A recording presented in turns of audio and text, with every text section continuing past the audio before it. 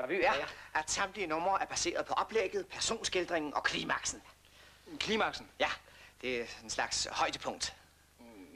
Hvad forstår de ved højdepunktet? Altså et bjerglandskab, jeg vil ja.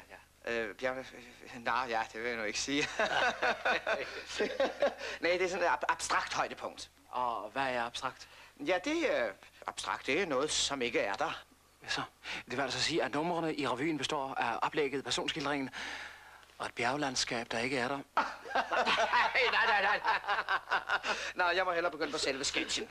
Altså, der sidder 4 mand på en tømmerflåde. Læg mærke til den dramatiske indledning. Det gælder nemlig altid om at få alle folk med det samme. Forstår de? Ja, alle folk nede i teatret, de skal op på flåden med det samme. Ja, der er jo ikke plads til alle de mennesker på en tømmerflåde, vel?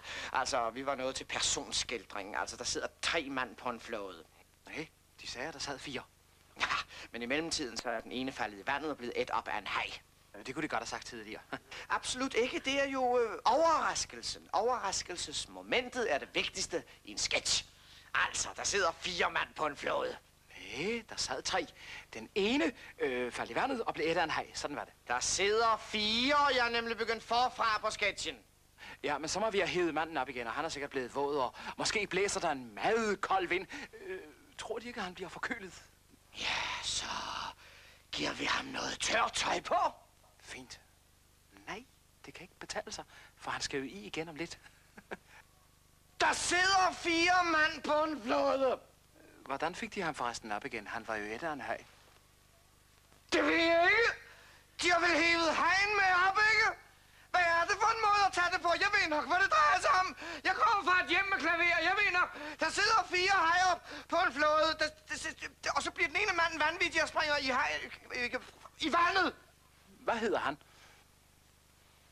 Vi kan jo sige, at han hedder Rasmussen.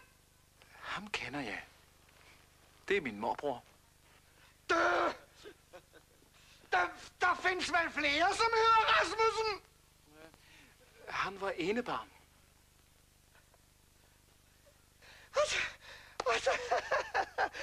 Det spiller ingen rolle, hvad han hedder. Spiller det ikke nogen rolle, hvad min morbror hedder? Nej, for han har ingenting med historien at gøre. Aha. Undskyld, er jeg småbarner? Hvorfor fanden skal han så op på den flåde? Jeg har jo lige sagt, at han faldt i vandet. Så drukner han jo.